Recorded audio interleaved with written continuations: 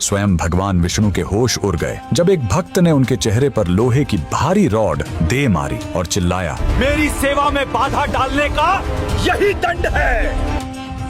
जी हाँ, भक्त ने भगवान को सजा दी और उस चोट का निशान आज हजारों साल बाद भी भगवान की मूर्ति पर मौजूद है। बात 11वीं सदी की है। रामानुजाचार्य के एक शिष्य थे अनंतलवार। उन्हें तिरुपति के पहाड़ों पर भगवान के लिए फूलों का एक बगीचा बनाने का काम मिला। अनंतलवार अपनी भक्ति में इतने जिद्दी थे कि उन्होंने तय किया, इस सेवा में मैं किसी की मदद नहीं लूंगा। वो अपनी गर्भवती पत्नी के साथ खुद मिट्टी खोदते, पत्थर उठाते। उन्हें लगता था अगर किसी और ने मदद की तो मेरी भक्ति कम हो जाएगी। एक दिन जब वो पसीने से लथपथ काम कर रहे थे, वहाँ एक छोटा सा बालक आया। वह बच्चा बार बार उनकी टोकरी उठाने की कोशिश करने लगा। अनंतलवार ने उसे डांटा, दूर हटो, मुझे मेरी सेवा करने दो। लेकिन वो बच्चा माना नहीं। वो बार बार बीच में आता, कभी रास्ता रोकता, कभी मिट्टी गिरा देता। अनंतलवार को लगा ये बच्चा उनकी तपस्या भंग करने आया है। धूप तेज थी, थकान चरम पर थी और गुस्सा 7वें आसमान पर। जब उस बच्चे ने फिर से टोकरी को हाथ लगाया तो अनंतलवार का सब्र टूट गया।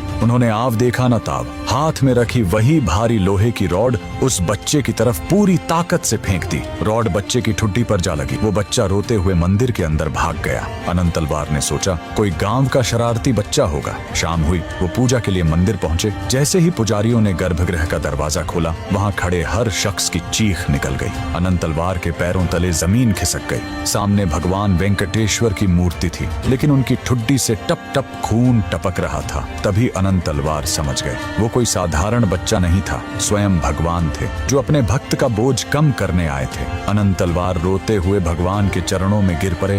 प्रभु, मुझसे घोर पाप हो गया, मुझे सजा दीजिए। तभी मूर्ति से एक आवाज आई, अनंत, रो मत।